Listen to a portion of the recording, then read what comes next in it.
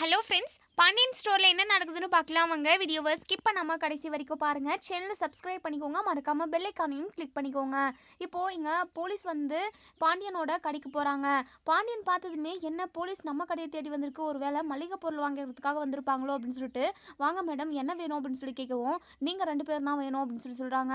உடனே சரவணன் இருந்துட்டு, என்ன மேடம் எதுக்காக இப்படி பேசுகிறீங்க அப்படின்னு சொல்லி கேட்கவும், ஆமாம் உங்களை நாங்கள் அரெஸ்ட் பண்ணுறதுக்காக வந்திருக்கோம். ஒரு பொண்ணுக்கு வரதட்சணை கொடுமை பண்ணிவிட்டு நீங்கள் கடையை ஓப்பன் பண்ணி வியாபாரத்தை பார்த்துக்கிட்டு இருக்கீங்களா? உங்களுக்கு எவ்வளவு தைரியம் இருக்கும்? உங்களை நாங்கள் தட்டுற மாதிரி தட்டி உங்களை வழிக்கு கொண்டு வரோம் அப்படின்னு சொல்லிட்டு இங்கே சொல்கிறாங்க. உடனே சரவணன் வந்துட்டு, இங்கே பாருங்கள் நீங்கள் தப்பான இடத்துக்கு வந்திருக்கீங்க. நாங்கள் யாரையுமே வரதட்சணை கொடுமை பண்ண கிடையாது அப்படின்னு சொல்லுவோம். உடனே போலீஸ் இருந்துட்டு, இங்கே பாருங்கள் உங்கள் பேர் சரவணன் தானே, உங்கள் ஒய்ஃப் பேர் மயில் தானே, அவங்க குடும்பத்தில் உள்ளவங்க தான் உங்கள் மேலே வரதட்சணை கொடுமை கேஸை போட்டிருக்காங்க. இப்போ புரியுதாங்கங்க உங்களுக்கு அப்படின்னு சொல்லவும், இதை கேட்டதுமே நம்ம சரவணனும் பாண்டியனும் பயங்கரமாக ஷாக் ஆகுறாங்க. டே சரவணா என்னடா இது அப்படின்னு சொல்லவும், அப்பா பார்த்தீங்களாப்பா அவங்க சொன்ன பொய்யெல்லாம் பத்தாமல் இன்னும் நம்ம மேலே வரதட்சணை கொடுமை வேற கேஸ் போட்டிருக்காங்க.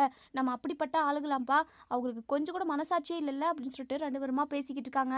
உடனே போலீஸ் வந்துட்டு, இங்கே பாருங்கள் நீங்கள் பேசிக்கிட்டு இருக்கிறதுக்கெல்லாம் இங்கே நேரம் கிடையாது, உடனே இங்கே வந்து ஜீப்பில் ஏறுங்க வாங்க அப்படின்னு சொல்லவும், உடனே நம்ம சரணன் இருந்துட்டு, இங்கே பாருங்கள் இது மயிலுக்கும் எனக்கும் தான் பிரச்சனை, எங்கள் அப்பாவெல்லாம் நீங்கள் கூப்பிடாதீங்க, நான் வேணா வரேன் அப்படின்னு சொல்லவும், இங்கே பாருங்கள் உங்கள் பேர் அதாவது உங்கள் குடும்பத்தில் உள்ள எல்லார் பேரையுமே சொல்லியிருக்காங்க, அவங்க எல்லாருமே நாங்கள் அரெஸ்ட் பண்ண போகிறோம் அப்படின்னு சொல்லிட்டு சொல்கிறாங்க.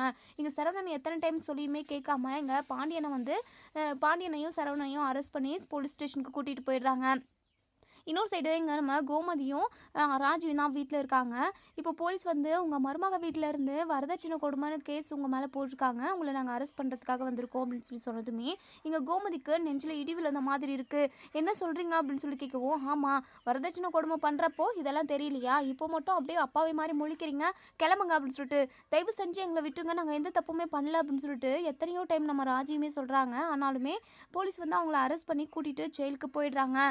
இப்போது அங்கே போனதுக்கப்புறம் தான் அந்த இன்ஸ்பெக்டரை பார்க்குறாங்க நம்ம சரவணன். அவங்கள பார்த்ததுமே நீங்களா அப்படின்னு சொல்லவும், உடனே அந்த இன்ஸ்பெக்டருமே சரவணன் நீங்களா, நீங்கள் தான் உங்கள் ஒய்ஃபை வரதட்சணை கொடுமை பண்ணி வீட்டை விட்டு வெளியே துரத்துனீங்களா, அடிச்சிங்க கூட சொன்னாங்க, நீங்கள் அப்படி பண்ணுற ஆள் கிடையாது அப்படின்னு சொல்லிட்டு உடனே இங்கே சரவணனுமே, வித்யா நீங்களுமே ரொம்ப நல்லவங்கன்னு எனக்கு நல்லாவே தெரியும், நம்ம 2 பேருமே ஒரே கிளாஸ் ரூமில் தான் படித்தோம், ஒரே ஸ்கூல் தான் படித்தோம், நான் பார்த்த வரைக்குமே நீங்கள் ரொம்ப நல்லவங்கன்னு எனக்கு நல்லாவே தெரியும், நீங்கள் இப்போது இந்த இடத்துல இருக்கிறத பார்த்தா ஷாக்கிங்காக இருக்குது அப்படின்னு சொல்லவும், உடனே போலீஸ் இருந்துட்டு அதாவது இன்ஸ்பெக்டர் போலீஸ் இருந்துட்டு, இங்கே பாருங்கள் சரவணன் ஏன் நான்லாம் போலீஸ் ஆகக்கூடாதா என்ன அப்படின்னு சொல்லவும், இல்லை அப்படிலாம் நான் சொல்ல வரல, எனக்கு உங்களை பார்த்ததுமே அதிர்ச்சி ஆகிடுச்சு, அதனால தான் இங்கே பாருங்கள் வித்யா மேடம் அப்படின்னு சொல்லவும், இங்கே பாருங்கள் சரவணன் நீங்கள் மேடம்னால சொல்ல தேவையில்ல, நம்ம ஒன்றாவே ஒரே ஸ்கூலில் படிச்சிருக்கோம், ஒரு ஃப்ரெண்ட்ஸாகவுமே இருந்திருக்கோம், அப்படி இருக்கிறப்போ நீங்கள் என்ன மேடமெல்லாம் கூப்பிடாதீங்க அப்படின்னு சொல்லிட்டு சொல்லுங்கள் சரவணன், ஏன் உங்கள் ஒய்ஃபை நீங்கள்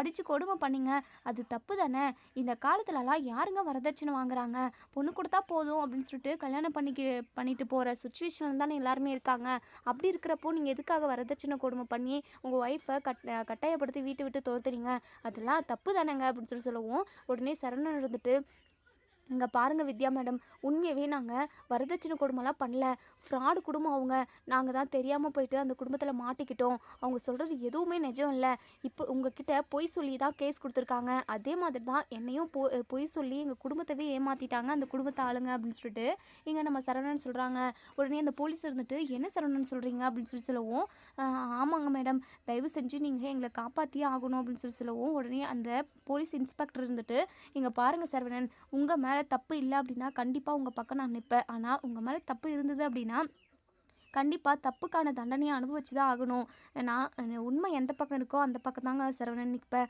உங்ககிட்ட நான் விசாரிக்கிறேன், யார் மேலே தப்பு இருக்குன்றதை நான் விசாரித்து கண்டுபிடிக்கிறேன், அதுக்கப்புறம் தப்பு பண்ணவங்களுக்கு தண்டனையை கண்டிப்பாக நான் கொடுப்பேன் அப்படின்னு சொல்லிட்டு அந்த இன்ஸ்பெக்டர் சொல்கிறாங்க. இப்போது இங்கே நம்ம சரவணனுக்கு ரொம்பவே ரிலாக்ஸாக இருக்குது, ஏன்னா சரவணன் சைடு எந்த ஒரு தப்புமே இல்லை, பொய்யா சொல்லி அந்த சரவணன் குடும்பத்தை ஏமாத்தினது தங்கமயிலோட குடும்பம் தான், அதே சமயம் பொய் கேஸ் போட்டதுமே நம்ம பாக்கியம் தான், இப்படி எல்லா தப்புமே நம்ம பாக்கியத்து மேலே தான் இருக்குது. இப்போது இங்கே போலீஸ் இருந்துட்டு, இங்கே சரிங்க உங்கள் வீட்டில் என்ன பிரச்சனை என்னெல்லாம் நடந்ததுன்றத நீங்கள் தெளிவாக சொல்லுங்கள் அப்படின்னு சொல்லிட்டு சொல்கிறாங்க. இங்கே போலீஸ் கேட்டதுமே நம்ம சரவணன் வந்துட்டு சொல்ல ஆரம்பிக்கிறாங்க. மயில் குடும்பத்தில் நாங்கள் பொண்ணு எடுத்தது, அதாவது அவளை கல்யாணம் பண்ணிட்டு வந்ததெல்லாம் உண்மைதாங்க. அது மட்டும் இல்லாமல் அவங்கக்கிட்ட நாங்கள் பணமோ இல்லை படிப்போ எதுவுமே நாங்கள் கேட்கவே இல்லை. பொண்ணு நல்ல பொண்ணாக இருந்தால் போதும் அப்படின்னு சொல்லிட்டு தான் என் அப்பா பார்த்தாரு. இது வரைக்குமே என் அப்பாவும் சரி என் குடும்பத்தில் உள்ளவங்களும் சரி யாருமே ஒரு எறும்புக்கு கூட துரோகம் நினச்சது கிடையாது. ஆனால் அந்த குடும்பம் எம்பிட்டு போய் சொல்லியிருக்காங்க தெரியுமா? படிச்சிருக்கேன் அப்படின்னு சொல்லிட்டு, அதாவது நாங்கள் படிச்சிங்களான்னு கூட கேட்கவே இல்லை. எம்ஏ படிச்சிருக்கிறதா சொன்னாங்க. அது மட்டும் இல்லாமல் என்னோட வயசு 2 வயசு கம்மி தான் அப்படின்னு சொல்லிட்டு அவங்களே சொன்னாங்க. அதுக்கப்புறம் தான் இப்போ 2 வருஷத்துக்கு அப்புறம் தான் எங்களுக்கு விஷயமே தெரிய வருது. மயிலுக்கு என்னை விட 2 வயசு அதிகம். அது மட்டும் இல்லாமல் அதாவது 12ஆம் கிளாஸ் படிச்சுட்டு எம்ஏ இங்கிலீஷ் லிட்ரேச்சர் அப்படின்னு சொல்லிட்டு என்கிட்ட போய் சொல்லிட்டாங்க. சரி, அதெல்லாம் ஒரு விஷயமானு கூட நீங்கள் கேட்கலாம். ஆனால் அவங்கள நம்பி நாங்கள் கல்யாணம் பண்ணோம். அது மட்டும் இல்லாமல் அவள் படிச்சிருக்கிறதா நினச்சிக்கிட்டு என் அப்பாவுமே இது ஒரு ஸ்கூல் ஹெட்மாஸ்டர்கிட்ட ரெக்வஸ்ட் பண்ணி அவளை டீச்சராக அந்த ஸ்கூலுக்கு அனுப்புனாரு. சின்ன பிள்ளைங்களோட வாழ்க்கைன்னு கூட நினைக்காம இவளுக்கு ஒன்றுமே தெரியாது, பாடம் எடுக்கிறதுக்காக டெய்லியும் கிளம்பி போயிடுவா. இப்போது அந்த ஹெட்மாஸ்டருக்கு தெரிய வந்திருந்தது இவ படிக்கல அப்படிங்கிற விஷயம் தெரிய வந்திருந்திருந்தா கண்டிப்பாக என் அப்பாவும் சேர்ந்து தானே ஜெயிலுக்கு போயிருப்பாரு. இப்படி எக்கச்சக்கமான ஏதாவது பிரச்சனை நடந்திருக்கும்ல மேடம், உங்களுக்கே புரியும்னு நினைக்கிறேன். ஆமாம், நீங்கள் சொல்கிறதெல்லாம் உண்மையா அப்படின்னு சொல்லி கேட்கவும், சத்தியமாக உண்மைதான் வித்யா மேடம் அப்படின்னு சொல்லிட்டு சொல்கிறாங்க. அது மட்டுமா, நாங்கள் அவள் படிச்சிருக்கிறதா நம்பணுன்றதுக்காக பெரிய கம்பெனிக்கு நான் வேலைக்கு போகிறேன், எனக்கு டீச்சர் வேலைலாம் பிடிக்கல அப்படின்னு சொல்லிட்டு இந்த வெளிநாட்டுக்கெல்லாம் போகிறதுக்காக பாஸ்போர்ட் ரெடி பண்ணுவாங்களா, அந்த கம்பெனியில் தான் நான் வேலை பார்க்குறேன்ட்டு பார்த்துக்கிட்டு இருந்தான். ஆனால் அவள் அந்த வேலைக்கு போகலை, ஹோட்டலுக்கு வேலைக்கு போயிருக்கா மேடம் அப்படின்னு சொல்லவும், இதை கேட்டதுமே எங்கள் போலீஸே பயங்கரமாக அதிர்ச்சி ஆகிறாங்க. சரவணன் இருந்துட்டு ஹோட்டலில் வேலை பார்க்குறதெல்லாம் நான் குறைவாக மதிப்பிட்டு பேசலை, ஆனால் இந்த வேலைக்கு தான் போகிறேன்னு சொல்லிட்டு உண்மையை பேசியிருக்கலாமே, அது எல்லாத்தையுமே நான் மறந்துடுவேன். ஆனால் குழந்தை விஷயத்தில் ஏமாத்தினாங்க பாருங்க, அதை தான் சத்தியமாக இப்போ வரைக்குமே என்னால் ஜீர்ணிக்க முடியல. நான் அவள் வேண்டவே வேண்டான்னு சொல்லிட்டு அவங்க வீட்டில் கொண்டு போய் விட்டுட்டு வந்துட்டேன். எங்கள் வீட்டில் நுழையிறதுக்காக என் கூட ஒன்று சேர்ந்து வாழணுன்றதுக்காக ப்ரெக்னெண்ட்டாக இருக்கிற மாதிரி நடித்து எங்கள் வீட்டுக்குள்ளே வந்தா. அதுக்கப்புறம் ஹாஸ்பிட்டலுக்கு போயிட்டு செக் பண்ணதுக்கப்புறம் தான் தெரியுது அவள் ப்ரெக்னெண்ட்டாகவே இல்லைன்னு சொல்லிட்டு. குழந்தை பிறக்க போகுதுன்னு சொல்லிட்டு நான் எம்பிட்டு ஆசை வச்சுக்கிட்டு இருந்தேன் தெரியுமா? குழந்தைக்காக நம்ம வாழணும், நம்மளை நம்பி ஒரு உயிர் வந்து இந்த உலகத்துக்கு வரப்போகுது, அதை நம்ம எப்படியெல்லாம் பார்த்துக்கணும்னு சொல்லிட்டு ஏகப்பட்ட கனவுகள் வச்சுக்கிட்டு இருந்தேன். ஆனால் இந்த மயில் பொய் சொல்லி அந்த விஷயத்துலையுமே ஏமாத்திட்டா. இப்படி அவளை கல்யாணம் பண்ணத்துலேருந்து நான் ஏமாந்தது மட்டும்தான் மிச்சம். இதுக்கப்புறமா அந்த பொய்க்காரி கூட ஒன்று சேர்ந்து வாழ முடியாதுன்னு ஒரு முடிவு எடுத்து தான் அவளை அவங்க அப்பா அம்மாவை வர வச்சு அவங்க வீட்டுக்கே அனுப்பணும். மற்றபடி என் கை அவள் மேலே ஒரு அடி கூட அடிக்கவே இல்லை. அது மட்டும் இல்லாமல் அவங்கக்கிட்ட நாங்கள் வரதட்சணை கொடுமையும் பண்ணல. இதுதான் உண்மை மேடம் அப்படின்னு சொல்லிட்டு இங்கே நடந்த எல்லாத்தையுமே நம்ம சரவணன் வரிசையாக சொல்லிடுறாங்க. இப்போது போலீஸுமே பயங்கரமாக யோசிக்கிறாங்க. சரிங்க சரவணன், நீங்கள் வெயிட் பண்ணுங்க, நாங்கள் அந்த பொண்ணுக்கிட்டுமே விசாரிக்கிறோம் அப்படின்னு சொல்லிட்டு சொல்கிறாங்க. இப்போது இங்கே கான்ஸ்டபிளை வர சொல்கிறாங்க. அந்த பாக்கியம் வந்து கேஸ் கொடுத்துருந்தாங்கல்ல, அவங்களுக்கு கால் பண்ணி வர சொல்லுங்கள் அப்படின்னு சொல்லிட்டு. இப்போது இங்கே அதாவது மயிலையுமே கூட்டிகிட்டு வர சொல்கிறாங்க. போலீஸுமே பாக்கியத்துக்கு கால் பண்ணி, இங்கே பாருங்கம்மா, நீங்கள் உங்கள் பொண்ணு உங்கள் வீட்டுக்காரர் இப்படி 3 பேருமே நீங்கள் இப்போ போலீஸ் ஸ்டேஷனுக்கு வந்தாகணும், மேடம் உங்ககிட்ட விசாரிக்கிறாங்களா அப்படின்னு சொல்கிறாங்க. இங்கே பாக்கியம் இருந்துட்டு, இங்கே பாருங்கள், நானும் என் புருஷனை மட்டும்தான் வருவோம், என் பொண்ணுக்கு உடம்பு முடியல, அதனால் வீட்டிலே தான் இருப்பா அப்படின்னு சொல்லிட்டு சாக்கு போக்கு சொல்கிறாங்க. உடனே இங்கே போலீஸ் இருந்து கட்டாயமே நீங்கள் வந்து தான் ஆகணும், அப்போ தான் உங்கள் கேஸை எடுத்துக்க முடியும் அப்படின்னு சொல்லிட்டு ஃபோனை கட் பண்ணிடுறாங்க. இங்கே பாக்கியத்துக்கு என்ன பண்ணுறதுனே தெரியல. இல்லை நம்ம போகவே கூடாது, அவங்க ஜெயிலே இருக்கட்டும் அப்படின்னு சொல்லிட்டு நினைக்கிறாங்க. சரி, இப்போது நம்ம போகலை அப்படின்னாலுமே நம்ம மேலே தப்பு இருக்குதுன்னு நினைப்பாங்க. மயிலுக்கு இந்த விஷயம் தெரியக்கூடாது, கேஸ் போட்டிருக்கோம், அவங்க எல்லாரையுமே போலீஸ் ஸ்டேஷனுக்கு பிடிச்சிட்டு வந்துட்டாங்க அப்படிங்கிற விஷயம் மயிலுக்கு தெரிஞ்சுது அப்படின்னா கண்டிப்பாக அவள் இதுக்கெல்லாம் ஒத்துக்கவே மாட்டா. அதுக்கப்புறம் உண்மையை எல்லாமே போட்டு உடச்சிருவா. அதுக்கப்புறம் அவன் வாழ்க்கை நாசமாக போயிடும். இல்லை அவளை எப்படியாவது அந்த குடும்பத்தில் போயிட்டு வாழ வைக்கணும் அப்படின்னு சொல்லிட்டு நினைக்கிறாங்க. இப்போது இங்கே பாக்கியமும் மாணிக்கமும் போலீஸ் ஸ்டேஷனுக்கு வராங்க. இங்கே போலீஸ்கிட்ட வந்து, மேடம் சொல்லுங்கள் மேடம், விசாரிக்கிறதுக்காக வர சொன்னீங்களாமே அப்படின்னு சொல்லி கேட்கவும், எங்கம்மா உங்கள் பொண்ணுக்கிட்ட தான் முக்கியமாக நாங்கள் விசாரிக்கணும் அப்படின்னு சொல்லிட்டு சொல்கிறாங்க. உடனே இங்கே நம்ம பாக்கியம் இருந்துட்டு அது இதுன்னு சாக்கு போக்கு சொல்கிறாங்க. உடனே சரவணன் இருந்துட்டு, பார்த்தீங்களா வித்யா மேடம், இவங்க சொல்கிறது எல்லாமே போய்.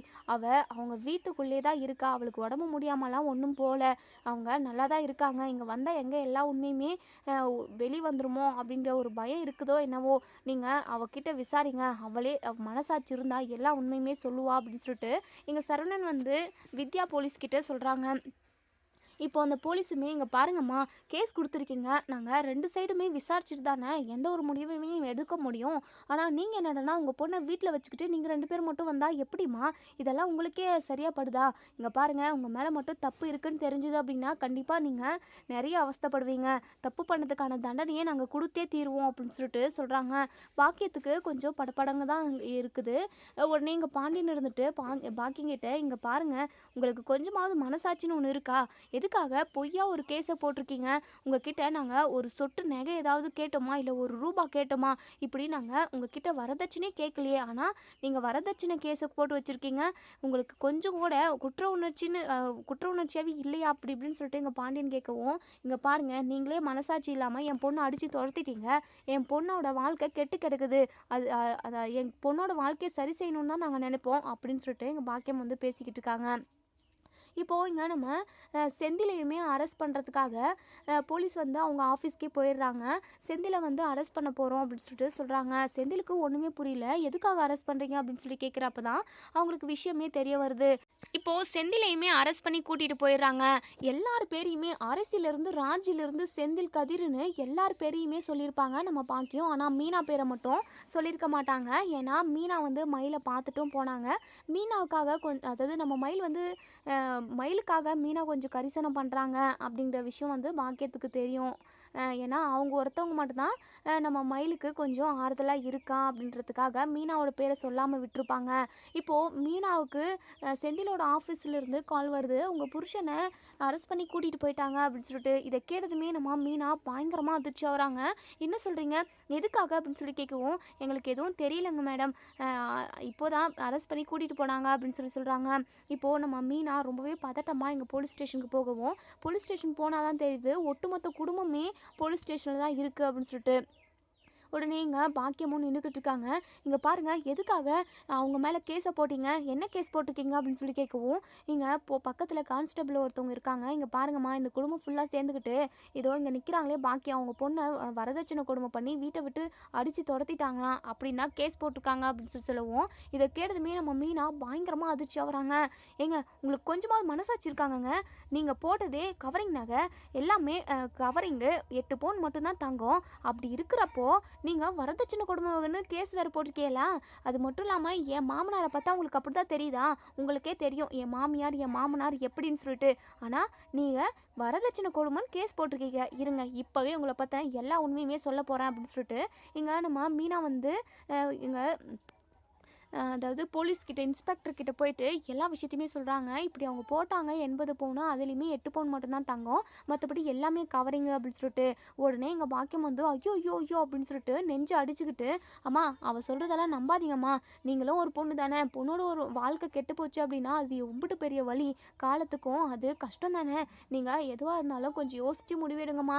இவங்க எல்லாருமா சேர்ந்து வரதட்சணை கொடுமை பண்ணாங்க, என் பொண்ணை ரொம்பவே சித்திரவதை பண்ணாங்க அப்படின்னு சொல்லிட்டு அழுதுகிட்டே நெஞ்சு அடிச்சுக்கிட்டே சொல்கிறாங்க. இங்கே போலீஸுக்குமே ரொம்பவே குழப்பமாக இருக்குது. இப்போ மயில்கிட்ட விசாரிச்சா மட்டும்தான் எல்லா உண்மையுமே தெரிய வரும் அப்படின்னு சொல்லிட்டு நினைக்கிறாங்க. இங்கே மீனாவுக்கு பயங்கர அதிர்ச்சியாக இருக்குது, வாய் மேலே கை வச்சுக்கிறாங்க. இந்த அளவுக்கு இந்த குடும்பம் இம்பிட்டு கேடு கட்டவங்களா இருக்காங்களே அப்படின்னு சொல்லிட்டு மனசுக்குள்ளேயே நினைக்கிறாங்க. இப்போது இங்கே போலீஸ் இருந்துட்டு பாக்கிங்கிட்ட, இங்கே பாருங்கள், உங்கள் பொண்ணு இங்கே வந்தால் மட்டும்தான் எல்லா பிரச்சனைக்குமே ஒரு தீர்வு கிடைக்கும், நாங்கள் அவங்கக்கிட்டேயும் விசாரித்தா மட்டும்தானே எங்களுக்குமே என்ன நடவடிக்கை எடுக்கணும்னு சொல்லிட்டு அடுத்து தெரியும், உங்கள் பொண்ணை நீங்கள் கம்பல்சரி இங்கே கூட்டிகிட்டு வந்தே ஆகணும் அப்படின்னு சொல்கிறாங்க. பாக்கியத்துக்கு ஒன்றுமே புரியல. சரிங்க மேடம், நான் கூட்டிகிட்டு வரேன் அப்படின்னு சொல்லிட்டு எங்கள் பாக்கியமும் மாணிக்கமும் வீட்டுக்கு போயிட்டு மயில்கிட்ட, இங்கே பாரு மயில், இங்கே பாரு, அந்த குடும்பத்து மேலே நான் கேஸை போட்டுட்டேன், நீ அவங்க கேட்குறதுக்கு எல்லாமே ஆமாம் சொல்லணும், அதாவது வரதட்சணை கொடுமை பண்ணாங்களா அப்படின்னு கேட்டால் ஆமான்னு சொல்லணும் மயில். அப்போ தான் அந்த கேஸை எடுத்து நடத்துவாங்க. அப்போ தான் நீ அந்த வீட்டுக்குள்ளே போயிட்டு ஒன்று சேர்ந்து வாழ முடியும் உன் புருஷன் கூட அப்படின்னு சொல்லிட்டு சொல்கிறாங்க. இதை கேட்டதுமே மயிலுக்கு பயங்கர அதிர்ச்சியாக இருக்குது. என்னம்மா பேசிக்கிட்டு இருக்க? கேஸ் போட்டுட்டியா? எல்லாருமே அரெஸ்ட் பண்ணிட்டாங்களா? என்னம்மா எதுக்காக இப்படி ஒரு வேலையை பார்த்த நீ? அப்போது அவங்க கூட நான் அதாவது என் புருஷன் கூட ஒன்று சேர்ந்து கடைசி வரைக்கும் வாழவே கூடாதுன்னு நினைக்கிறியா? அதனால தான் கேஸை போட்டு இப்போ உள்ள தள்ளியிருக்கியா? இருக்கிற கோவம் பத்தாம இன்னுமே அவங்களுக்கு கோவம் அதிகரிக்கணுமாம்மா? ஏம்மா இப்படி ஒரு வேலையை பார்த்த அப்படின்னு சொல்லிட்டு மயில் வந்து பயங்கரமாக திட்டுறாங்க. ஏய் வேற என்னடி பண்ண சொல்கிற? உன் புருஷன் விவாகரத்து நோட்டீஸ் அனுப்பிட்டாரு. அதுக்கப்புறம் அவருக்கு விவாகரத்தை கொடுத்துட்டு வாழா வெட்டியாக கடைசி வரைக்கும் இந்த வீட்டிலே இருக்கலாம்னு நினச்சிக்கிட்டு இருக்கியாடி அப்படின்னு சொல்லுவோம். அம்மா இதை வேறு எப்படியாவது நம்ம டீல் பண்ணியிருக்கலாம். ஆனால் நீ கேஸ் கொடுத்து இப்போது இந்த பிரச்சனையே பெருசாக பண்ணிட்டியா அப்படின்னு சொல்லுவோம். ஏ மயில், நான் சொல்கிறத மட்டும்தான் நீ கேட்கணும். ஒழுங்காக இங்கேருந்து வாடி அப்படின்னு சொல்லிட்டு இங்கே மயிலை வந்து பாக்கியம் வீட்டுக்கு கூட்டிகிட்டு போகிறாங்க. இன்னொரு சைடு நம்ம அப்பத்தா பழனியோட கடைக்கு அழுதுகிட்டே ஓடி போகிறாங்க. பழனி பார்த்துட்டு என்ன ஆத்தா எதுக்காக நீ இப்படி அழுகுற அப்படின்னு சொல்லி கேட்கவும், டே உன் அக்காவை போலீஸ் வந்து அரெஸ்ட் பண்ணி கூட்டிகிட்டு போயிட்டாங்கடா, எதுக்காகனே தெரியல அப்படின்னு சொல்லி சொல்கிறாங்க. இதை கேட்டதுமே நம்ம பழனி பயங்கரமாக ஷாக் ஆகுறாங்க. உடனே சுகன்யா இருந்துட்டு, ஓ போலீஸ் வந்து அரெஸ்ட் பண்ணி கூட்டிகிட்டு போயிட்டாங்களா? போகட்டும் போகட்டும், அந்த குடும்பத்தில் உள்ள எல்லாருமே எம்பிட்டு ஆட்டம் போட்டாங்க. என் புருஷனாவே வீட்டை விட்டு வெளியே தள்ளினாங்கல்ல, அவங்களுக்கு இதுதான் கரெக்டான தண்டனை. கடவுளாக பார்த்து தான் கூலி கொடுத்துருக்கான் அப்படின்னு சொல்லிட்டு உடனே இங்கே நம்ம அப்பத்தா இருந்துட்டு, அடியே சுகன்யா என்னடி இந்த டைமில் கூட நீ இப்படி தான் பேசுவியா? என் பொண்ணு குடும்பத்தையே அரெஸ்ட் பண்ணி கூட்டிகிட்டு போயிட்டாங்கன்னு சொல்கிறேன், இதை சந்தோஷமாக பேசிக்கிட்டு இருக்கே அப்படின்னு சொல்லிட்டு, அத்தை நான் ஒன்றும் சந்தோஷமாக பேசலை. அவங்க மற்றவங்களுக்கு நல்லது நினச்சிருந்தா அவங்களுக்கும் நல்லது தான் நடந்திருக்கும். அவங்க சரியில்லை அத்தை, அதனால தான் அவங்க இப்போ அனுபவிச்சுக்கிட்டு இருக்காங்க அப்படின்னு சொல்லி சொல்கிறாங்க. உடனே இங்கே நம்ம பழனி இருந்துட்டு, வாயை மூடு சுகன்யா, கொஞ்சமாவது அறிவு இருக்கா உனக்கு?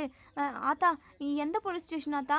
டேய் நம்ம ஊர் போலீஸ் ஸ்டேஷனுக்காரங்க தான்டா அப்படின்னு சொல்லிட்டு, சரிங்க ஆத்தா நான் இப்போவே போகிறேன் அப்படின்னு சொல்லிட்டு இங்கே போலீஸ் ஸ்டேஷனுக்கு போகலான்னு தான் போகிறாங்க. போகிற வழியிலேயே நம்ம பழனிக்கு தெரிய வருது, இப்படி வரதட்சணை கொடுமை பண்ணி தான் உள்ள அதாவது கேஸ் பண்ணி தான் அவங்கள போலீஸ் வந்து பிடிச்சிட்டு போயிருக்காங்கன்ற விஷயத்த ஒரு ஆளுங்க சொல்கிறாங்க. அது மட்டும் இல்லாமல் மயிலுமே இன்னுமே விசாரிக்கல, மயிலை கூட்டிகிட்டு வர சொல்லிக்கிட்டு இருக்காங்க. ஆனால் பாக்கியன்றவங்க மயிலை கூட்டிகிட்டே வரமாட்டேன்றாங்களாம். இப்போ தான் நான் போலீஸ் ஸ்டேஷன்லேருந்து வரேன், நானே ஒரு கேஸ் விஷயமாக தான்ப்பா போயிட்டு வந்தேன். அப்போ தான் இந்த கேஸ் விஷயமா தெரிஞ்சுது, பாண்டியன் குடும்பத்தவே அரெஸ்ட் பண்ணி கூட்டிகிட்டு வந்து வச்சுருக்காங்களாம் அப்படின்னு சொல்லிட்டு ஒருத்தவங்க நம்ம பழனிக்கு தெரிஞ்சவங்க ஒருத்தவங்க சொல்கிறாங்க. இதை கேட்டதுமே இங்கே நம்ம பழனிக்கு ஒரு யோசனை வருது. சரி மயிலை கூட்டிகிட்டு போனால் தான் மயில் ஏதாவது அந்த குடும்பத்து மேலே எந்த தப்பும் இல்லை, வரதட்சணை கொடுமை பண்ணலன்றத மயில் வாயால் சொன்னா அப்படின்னா கண்டிப்பாக அக்கா குடும்பத்தை வெளியே விட்டுருவாங்க அப்படின்னு சொல்லிட்டு நம்ம பழனி வந்து யோசிக்கிறாங்க. சரி இப்படியே போயிட்டு பக்கத்தில் தானே இருக்குது, மயில்கிட்ட பேசி மயிலையுமே போலீஸ் ஸ்டேஷன் கூட்டிகிட்டு போயிடணும். மயிலை கூட்டிகிட்டு போனால் தான் எல்லாமே நடக்கும். மயில்கிட்ட எப்படியாவது கெஞ்சி கெத மாதிரி காலில் கையில் விழுந்தாவது நம்ம மச்சான் குடும்பத்தை காப்பாற்றணும் அப்படின்னு சொல்லிட்டு பழனி வந்து இப்போது மயிலோட வீட்டுக்கு போனால் மயிலோட வீடு வந்து பூட்டியிருக்கு. பக்கத்தில் விசாரிக்கிறாங்க, இவங்க எங்கே போயிட்டாங்க அப்படின்னு சொல்லி கேட்கவும், இப்போ தான்ப்பா எங்கேயோ போலீஸ் ஸ்டேஷன் அது இதுன்னு பேசிக்கிட்டு இருந்தாங்க, ஊரே அப்போ அதுதான் பேசிக்கிட்டு இருக்கு. அவங்க போலீஸ் ஸ்டேஷன் தான் போயிருப்பாங்க. அந்த பொண்ணு சுத்தமாக சரியில்லைப்பா, அந்த பொண்ணை விடு. பொண்ணு என்னமோ நல்லா வளர்த்துருந்தா நல்லா தான் இருந்திருக்கும், அந்த பொண்ணு கூட நல்ல பொண்ணு தான். ஆனால் அவங்க அப்பா அம்மா தான் சுத்தமாக சரியில்லை. அவங்க அப்பா அம்மா அந்த மயில் பிள்ளைக்கு ஒரு கல்யாணத்தை வயசான ஒரு ஆளுக்கு கல்யாணத்தை பண்ணி கொடுத்தாங்க. அதுக்கப்புறம் அந்த பொண்ணு அவன்கிட்ட வாழாமல் ரொம்ப கொடுமை பண்ணுறாங்கன்னு வீட்டுக்கே வந்துருச்சு.